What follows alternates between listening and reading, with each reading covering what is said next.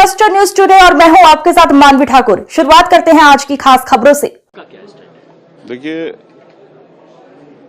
SC ST OBC होने का दर्द SC ST OBC होकर ही समझा जा सकता है, पहली बात। दूसरी बात, गाइडलाइन SC ST OBC के लोगों ने नहीं बनाई, समिति ने बनाई है। समिति ने किस आधार पर बनाई? जिस तरह से लगातार हायर एजुकेशन सेंटरों में इस तरह के अपराधों की संख्या बढ़ रही है, 118% की वृद्धि हो गई, इसके आधार पर रिपोर्ट बनी है।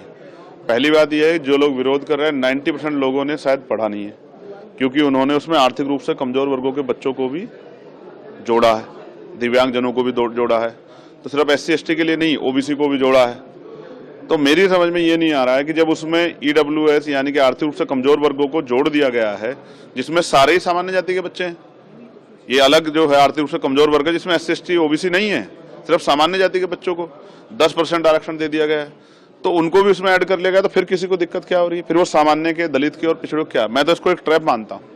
मैं मानता हूँ कि जैसे SC ST 2 अप्रैल 2018 में जो है आंदोलन के बाद उसको जो है मजबूत करने के बाद सरकार ने की, लेकिन आज भी लगातार 7 साल से कम जो मुकदमे हैं, 7 साल से कम जिनमें सजा है, उन पे वो गिरफ्तारी नहीं करती पुलिस। तो इम्प्लीमेंटेशन सबसे इंपॉर्टेंट होता है, तो सरकार इम्प्लीमेंट तो करा नहीं पा रही। मैं आपको उदाहरण बताता हूँ, बच्चों की बात कर रहे हैं, प्रोफेसर, असिस्टेंट प्रोफेसर, एसोसिएट प्रोफेसरों के हाल पूछिए आप जाके यूनिवर्सिटियों में। आप कोई PSU उठा लीजिए जहाँ रोस्टर फुलफिल हो रहा हो, जहाँ प्रमोशन दिया जा रहा हो, आपको DOPT गाइडलाइन फुलफिल हो रही है 45 दिन वाली, उसे भी छोड़िए। आप कोई सी सरकारी डिपार्टमेंट उठा लीजिए। अब मैं आपको इसी की बात करता हूँ, केंद्रीय विश्वविद्यालयों में सामाजिक न्याय सरकार का सुनिए, 45 विश्वविद्यालय हैं, एक SC का कुलपति, एक ST का और 5 OBC के, 45 में से 7। कितना सामाजिक न्याय देखिए। उससे आगे बढ़िए, OBC के 80% पद खाली है, ST के 83% पद खाली है और SC के 64% पद खाली है। आप बताइए कौन सा सामाजिक न्याय सरकार कर रही है?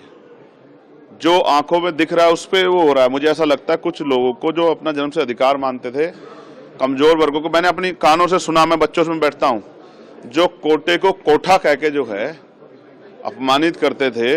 गरीबी एक बड़ा दर्द है, लेकिन जाति भी एक बहुत बड़ा दर्द है। भारत में जाति एक सच्चाई है, जहां आज भी जो है ऑनर किलिंग हो जाती है, जहां आज भी पूरे समाज का बहिष्कार हो जाता है, जहां आज भी जो है अभद्र टिप्पणियां की जाती है, वहां जाति की सच्चाई को आप छिपा नहीं सकते हो।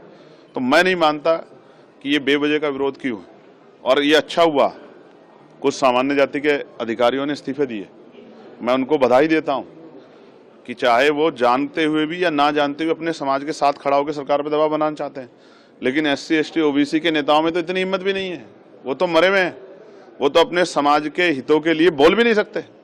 इतना जुल्म हो रहा है, इतने जो है सरकार सिस्टम खत्म करके आरक्षण खत्म किया है, वो तो एक बोल भी नहीं पा रहे। आज इस वजह से एक दर्पण बन गया है कि SC ST OBC के लोग, इनके बुद्धिजीवी, इनके अधिकारी कर्मचारी, इनके जो है समाज के जिम्मेदार लोग देखें कि इनके हित में कौन खड़ा है, उनके विरोध में कौन खड़ा है, कौन इनके खिलाफ जो एजेंडा चला रहा है, कौन इनके खिलाफ जो आंदोलन कर रहा है। ऐसा ही मंडल कमीशन में हुआ था, जब पिछड़े वर्ग के लिए मंडल कमीशन आया तब भी ऐसा ही हुआ था, और आज भी ऐसा ही हो रहा है। मीडिया में जिनकी बाहुल्यता वो बैठ कर डिबेट कर रहे हैं, सड़कों पे जो कुछ हो रहा है वो हम देख रहे हैं। वही संगठन है जिनको सरकार ने प्रोजेक्ट किया, वही विरोध कर रहे हैं। तो सबके सामने ये पूरा मामला शायद प्रयागराज के मामले को डाइवर्ट करने के लिए हो रहा है, बाकी उसमें कुछ ऐसा है नहीं। सरकार पढ़ ले, आप लोग पढ़ लो, ओपन डिबेट हो, अगर ऐसी कोई बात है तो ओपन चर्चा हो जाए, समाज के बीच चल जाए, लोगों को पता लग जाए क्या है। यही सच है जो आपके सामने है, सरकार सामाजिक न्याय के नाम पे कमजोर वर्गों के साथ धोखा कर रही है।